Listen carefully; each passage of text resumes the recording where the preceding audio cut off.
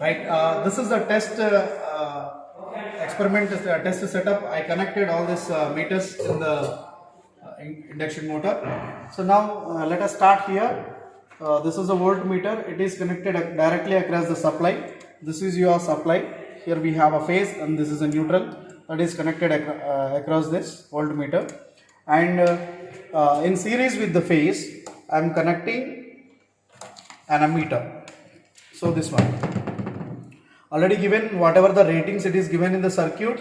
So for open circuit test we have 10 amperes 0 to 10 amperes range for the ammeter, so that I chosen. Here we have a 5 amperes and 10 amperes, so two ranges. So I selected 10 because I required 10 amperes rating. So this is ammeter. Similarly we have wattmeter here. This is a LPF wattmeter. That LPF wattmeter is always indicated with cos phi is equal to 0.2.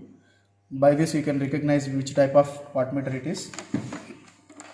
And here we have a voltage rating for this wattmeter. Here it is 300 volts only, because whatever the voltage rating that is chosen for voltmeter, the same value we are choosing here for a wattmeter also. And here we have certain connections for the wattmeter. That is what, so the M stands for main, L stands for line or phase we can say, and this is a common.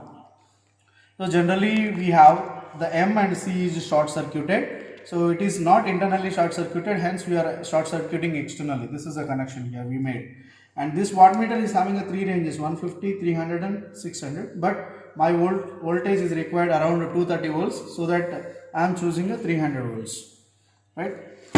So this is the wattmeter setup. So the connections is made accordingly. So after that let us come to the induction motor.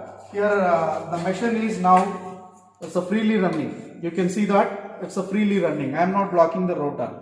So in open circuit test you can make this machine as freely running, and you can start do your experiment. Now I am starting here. So by giving the supply input, so I close the DPST and slowly I am varying this auto transformer, single phase auto transformer, to regulate my voltage. So this voltage is around 230 volts I need to give. That is the rated voltage we need to give in the open circuit test, that is no load test. So I am giving a 230 volts from this voltmeter. So I am varying the variac. I am absorbing the voltage on this voltmeter.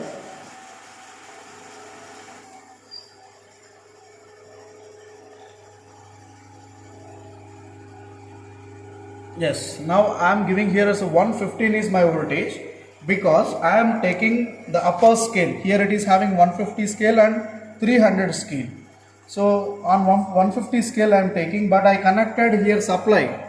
I connected here supply for a 300 volts, so that I need to consider 300 volt scale. So means that 150 into 2 is a 300, so that whatever the value that is we are getting on the scale, have to multiply by 2.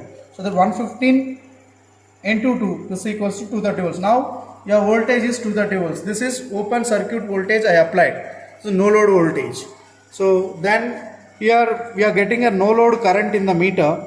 So actually I am connecting this to the 10 amperes, so that my scale is also 10 amperes scale here. So hence whatever the value I am getting, that directly I am taking. This is around 6.3 amperes I am getting. Similarly here you can observe the wattmeter reading. The wattmeter reading shows around 100.2, 100.2 or around 100.2 it is showing. That value I am considering as a wattmeter reading. And also one must remember that it is also having some multiplication factor based on the connections that we are given here, and based on the connections that we are given here, and based on the rating of voltage that we have chosen here. These three factors will define the multiplication factor. Here we have a multiplication factors. So I will explain you clearly the multiplication factors. Whatever the voltage that we are connecting here, that voltage I am connecting to 300 volts here. So that for 300 volts here we have a multiplication factor is 2. So we will take multiplication factor. Whatever the reading it is getting multiplied by this multiplication factor is the total power in the circuit that we are measuring from this. This is the values that I am measuring. So now we can have these values in this table. Now only one reading I will take. So that voltage I am getting as a 230 volts. It is applied voltage, and current I observed here it is around 6.25. That is I am rounding off to 6.2 watt amperes, and here it is around 100 watts of power is getting. W naught is no load power. So 100 watts I am getting, multiplied by that multiplication factor is equals to the total value of a power. So the indicator readings are these three for your no load test. Similarly, we will conduct blocker rotor test. So before that, we need to see that how the machine is running.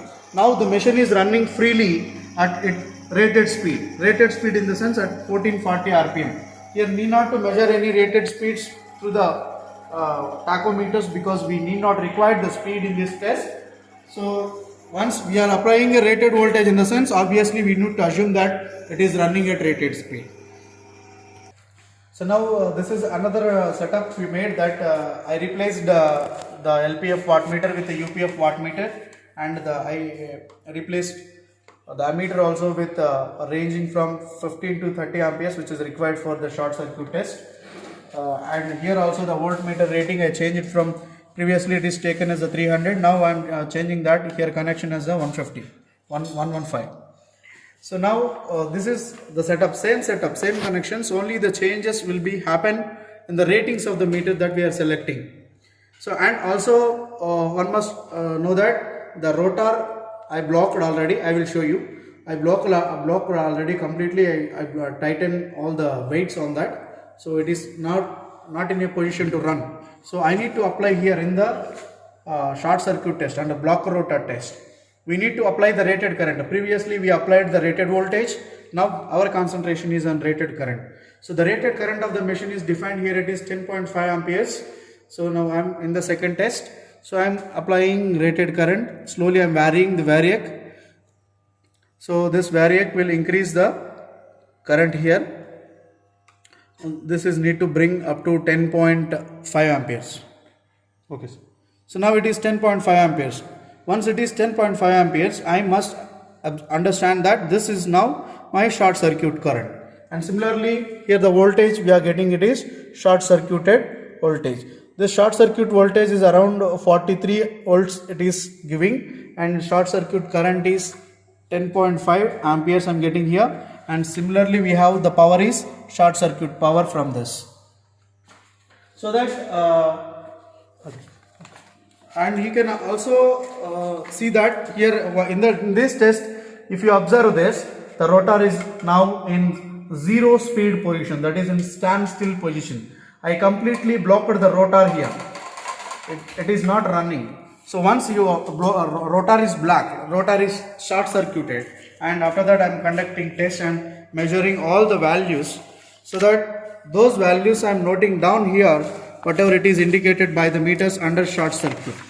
So now this is indicating that one reading, and so voltage is 42 volts. It is around 42 or 43 volts it is showing. I am taking 42, and I applied a 10.5 amperes of current. This is short circuit current. This is in volts, this is in amperes. And here it is, wattmeter is showing 160 watts, and multiplied by its multiplication factor gives the total short circuit power. So from these two tests, we are observing no load voltage, no load current, no load power from the no load test, short circuit voltage, short circuit current, and short circuit power from the blocker rotor test. So in order to get all these parameters of the circuit, equivalent circuit, so we need to do some analysis, and from that analysis we need to have some calculation part also. After substituting all these values in that analysis, we will be getting the values of R1, X1, R2 X2 Xm, and so on. R1 stands for rotor resistance, X1 stands for rotor reactance, stator resistance, stator reactance, magnetizing reactance, rotor resistance, rotor reactance, etc. And here S stands for the slip value. So we also calculate the slip value here for the induction motor.